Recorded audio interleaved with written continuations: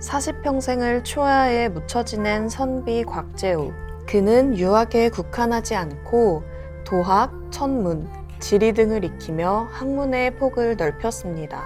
과거 시험에서 당당히 2등으로 합격할 정도로 머리가 좋았는데 선조를 비판하는 내용의 답안을 본 선조가 곽재우의 합격을 취소시킨 후부터는 정계에 나서지 않았습니다. 당시 조선 정계 상황도 평화로울 날이 없었습니다. 조선의 주축이던 조정 대신들이 궁당을 형성하여 어지러운 정계에 나가는 대신 곽재우는 고향에서 무예와 학문을 갈고 닦으며 생활했습니다. 그러나 1592년 조선의 긴 평화를 깨는 임진란의 발발로 곽재우는 전쟁 시작 10일 만인 1592년 4월 22일 의령에서 봉기를 일으킵니다. 조정은 그의 공을 높게 사서 관직에 제수했지만 여러 이유로 곽재우는 관직 생활을 일찍 그만둡니다. 관직의 위계질서에 얽매이면 자유로운 전술을 구사할 수 없고 의병의 게릴라 전술이 일본군을 격퇴하는 데 효과적이라는 판단하에 관직을 거부한 것이 이유라고 하는데 그의 틀에 박히지 않는 성향을 엿볼 수 있습니다.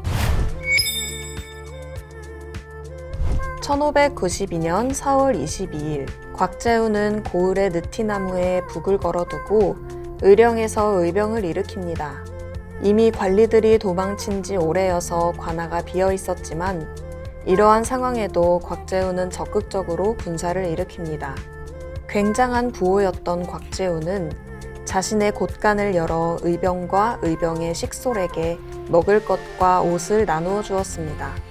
그는 기강, 정암진, 진주대첩 등 다양한 전투에서 활약해 일본군의 보급을 차단했는데 전투마다 획기적인 전술을 이용한 것으로 유명합니다.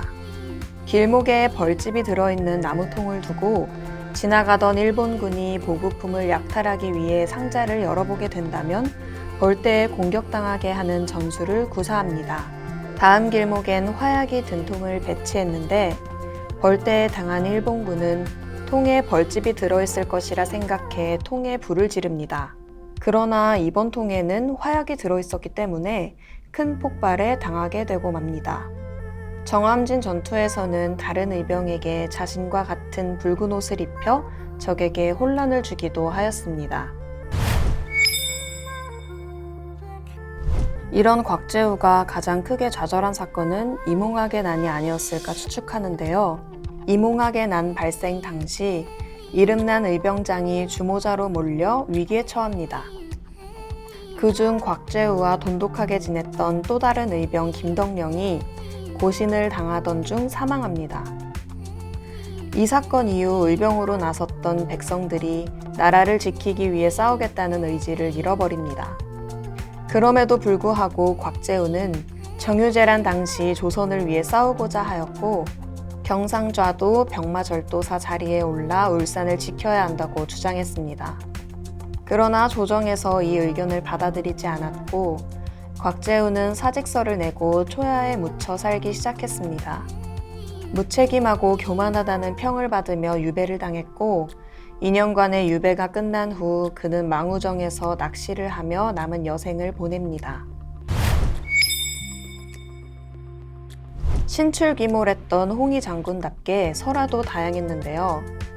신선수를 익혔다는 설화, 곽재우 장군의 칼을 갈아서 물에 타 마시면 병이 낫는다는 설화, 곽재우가 앞에 있는 돌에 채찍질을 하니 돌이 일어나 성을 쌓았다는 설화 등 당시의 사람들이 곽재우를 얼마나 대단한 인물로 생각했었는지 알 수 있었습니다.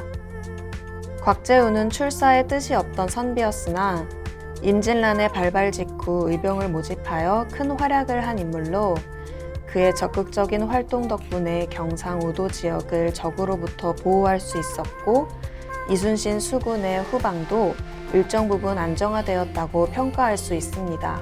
알려진 바에 따르면 그는 질 것 같은 싸움에는 부하를 내보내지 않을 정도로 의병을 매우 아꼈다고 합니다. 휘하 군사를 전장으로 떠밀기보다 그들을 소중하게 여겼던 지휘관이었기 때문에 의병들도 그를 믿고 따랐을 것이라고 추측합니다. 선무공신에는 오르지 못했지만 이순신 못지않게 큰 공을 세운 인물 중 하나입니다.